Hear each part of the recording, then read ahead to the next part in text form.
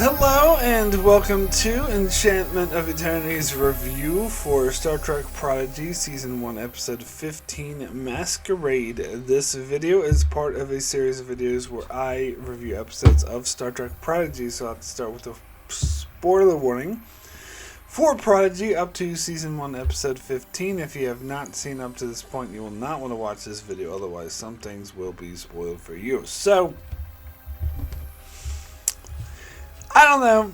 I enjoyed this episode. I thought it was a lot of fun. I think I kind of, after last week's huge disappointment that I said kind of ruined the whole show for me, I kind of lost faith in Prodigy as a whole, and that kind of actually allows me to just not take it seriously and enjoy it for what it is. Now, by doing that, though, it can never really be as good as pretty much any other Star Trek show. But I can just sit back, not take it seriously, and enjoy it, I suppose, and just know that this is just going to be a bunch of dumb nonsense just to push the plot forward. I mean, hopefully this will change in the future. But, yeah, I mean, I was able to just be like, yeah, sure. You know, this stuff can happen. So, I actually thought this was a really good episode, actually, for character story for Dal. It was pretty interesting. We got a pretty big reveal on him. Now, the episode starts with Okana still on board, and I was thinking, oh my god, they're going to make him like a main cast member, because I'm sorry, as I mentioned last week, I don't like this character. It's funny because all the other Star Trek videos, reviews I've watched were like, oh, great, it's Okana again, so great to see him back in from season 2 of TNG. I'm like, no, that episode sucked. That character sucked. I never wanted to see him again, and he's not really, I will grant you he's not as annoying as he was before, but I don't really want him to stick around. But thankfully he's gone by the end of the episode. But again, I'm sure he'll reappear. I think I got strong Clone Wars vibes from the show, which is why I was taking it seriously before, but as I said, is not as good as Clone Wars or Rebels or any of the Star Wars shows. But I really do think they're ripping off Hondo, that they're making Okana is going to be Prodigy's version of Hondo, if you know who that is from Clone Wars and Rebels. And I hated that character too, by the way. Although I got used to them by the time we got to Rebels. But, and I really feel like that's what they're doing here. And so I think he's going to keep showing up again every once in a while, just like Hondo did. But that's just my impression. He's a bit less sleazy than, well, not sleazy, that's not the right word, he's very sleazy. He's a bit less like, I don't know how to describe it, like, oh, my friends, and then like trying to stab you in the back. Deceptive, I suppose. Anyway, so I was worried at the start of the episode, and it was about Dal being really jealous of him because everyone likes Okana, and I'm like, why do they like him? He's dumb. And I did find to get a kind of a bit of a kick out of him hitting on the Janeway hologram. Oh my gosh. And I did actually like too what Dal was imagining him getting sucked out into space, and I was like, when they revealed that was just a fantasy, I'm like, oh shit. Anyway, yeah, so they go to this planet that's, another... I was worried with the title Masquerade that it would be another, like, silly thing that Star Trek Picard had done several times, where they do, like, this silly heist thing, and they like that episode, The City Lights or whatever, where they all dressed up in ridiculous costumes and put on dumb accents, and then they did that stupid heist back in, season 2 when they crashed this gala or whatever that was also like really, really dumb. And then the Discovery had this thing where they were playing poker and doing wrestling matches for no reason. Like, I'm sick of that shit. Like, I don't think it's good. And so I was worried that they would do something like that, especially with the title of the episode, Masquerade, and them going to this, like, market type planet. But thankfully that wasn't the case, and they focused more on the genetic engineering thing, because they mentioned, there's a lot of like shady science going on that the Federation would outlaw, and there's a purpose for them to outlaw. And lo and behold, they focus only entirely on the genetic engineering aspect, which, as we know, is something that the Federation and Starfleet is very, very, very touchy about because of Khan and the eugenics wars. And this is something Strange New Worlds explored actually very well, that Starfleet's distrust of genetic engineering is turned into more of like a phobia. And I use that term in the same way I would use like homophobia. Like, they actually discriminate against people with genetic enhancements. Like, they're like irrationally against it, to be honest. And in Discovery, when Saru was torturing and almost murdering to the point of death this sentient species, which goes against absolutely everything Starfleet stands for, when the Admiral came on board, instead of like demoting him or throwing him in prison for torturing the sentient species, she just bitches about Stamets using the tardigrade DNA on himself, which, by the way, he did in order to save that sentient species that Saru was torturing to death.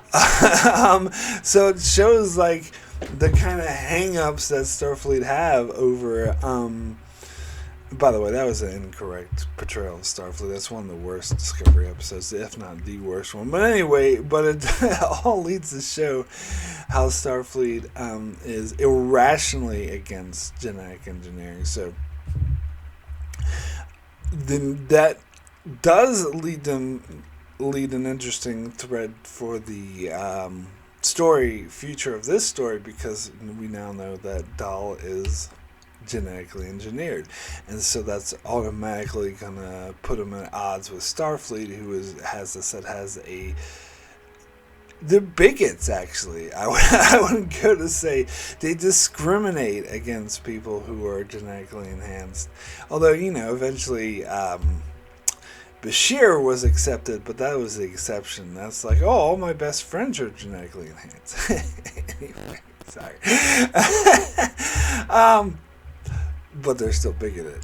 But anyway, so that's really interesting. That was a really interesting reveal, because they were teasing this, and it was weird that if you think back to the episode with the Denobulan, when they scanned Dal, he was like, they've got all these alarms and like contact Starfleet. And so I guess that's why, because this is probably this genetic enhanced. Now, they name drop Eric Soon.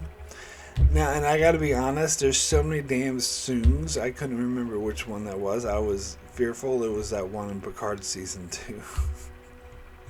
Because he was into genetic engineering and stuff, and I don't want to be reminded of Picard season 2, but I looked it up, and it was actually the one from Enterprise. So another Soong ancestor who happens to look exactly like Prince Spiner. But, the Enterprise one actually wasn't as bad. The Enterprise one wasn't the best, but it didn't annoy me nearly as much as the Picard one does, and I just don't like being reminded of Picard season 2 at all. In fact, it was, even though it wasn't him, by making me think of Picard season 2, this episode did a very bad thing. It wasn't him, it was the one from Enterprise with the augments, which makes more sense, actually. But, that was like a couple hundred years ago. So so what's the deal? Was he an embryo? Kind of like, how in that episode, the Augments, there were embryos left from the eugenics wars that he revived. Did he create Dahl and then freeze him as an embryo and then later someone else revived him? Or was someone else continuing his work and finished it? So there's more story to tell is the point I'm getting at here.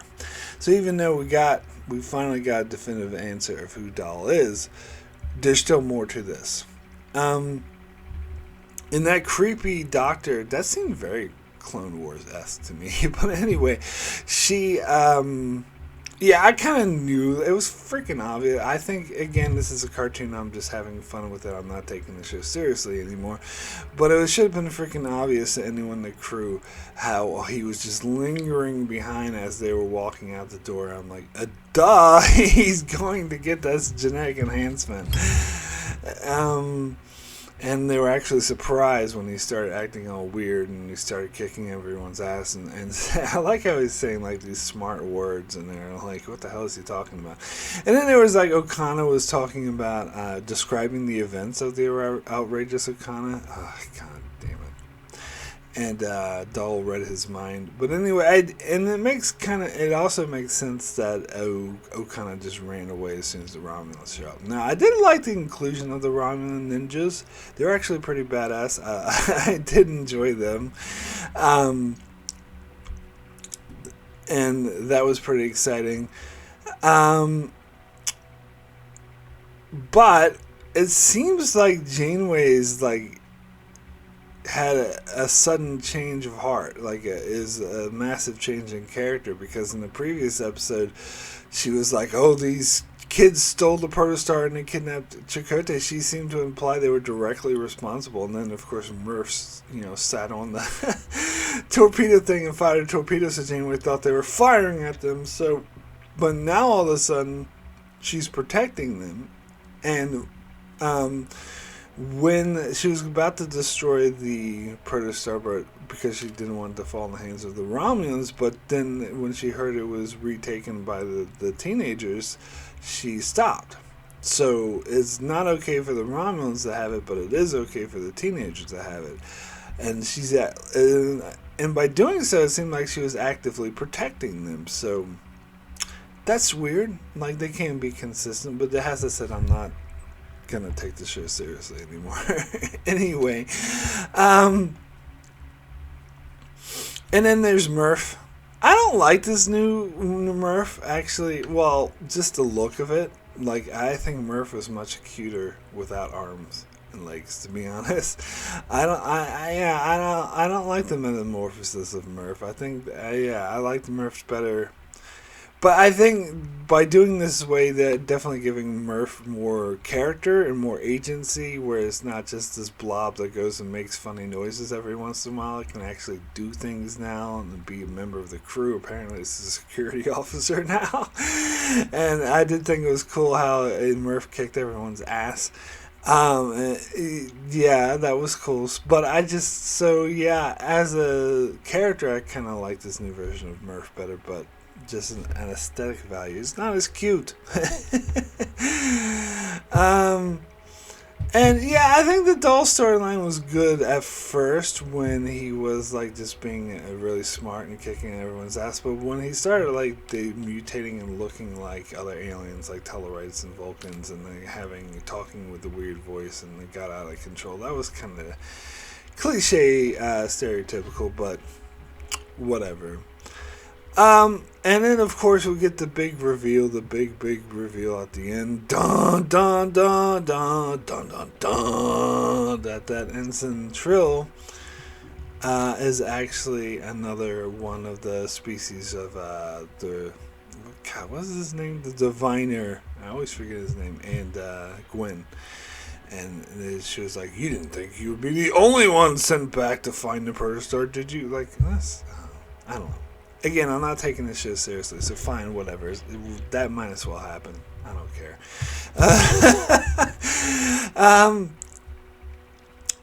And I also have to mention the appearance of Admiral Jellico. I of course knew he was coming from, it was announced at a con, so it was all over YouTube and stuff. But it was great hearing Ronnie Cox's voice again, and seeing Jellico again, and he is still. He's gone from being a very bad captain to being a very bad admiral, which makes all the sense in the world. Of course, having bad admirals in Starfleet is the most normal thing in Star Trek. So he'll fit right in. He's a good choice for a bad admiral because he was a terrible captain. Don't care what anyone says.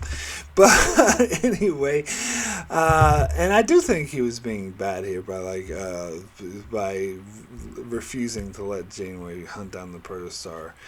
Doesn't he know the Romulan Empire is going to get wiped out by a supernova soon anyway? Oh, I guess he doesn't know that. But anyway, yeah. So, but yeah, it was great seeing Jellico, and from what I gather, this will not be the last time we see him. So, looking forward to that. Anyway, my rating for Masquerade out of 10 is 7. I guess it's and again, this is kind of in the context of Prodigy. It was a fun episode. Did have some interesting character moments for Dahl, and as I said, I like seeing the Romulan ninjas. They're pretty cool. So anyway, that is it for my review of the latest episode of Prodigy. I shall return next week and every week thereafter to continue to cover Prodigy. So be sure to check that out. Also check out my channel as I cover many other shows, also covering Star Trek the original series, episode by episode at the time, and also covering many other shows as well. So be sure to subscribe so you can keep up with all of that. And thanks a lot for watching.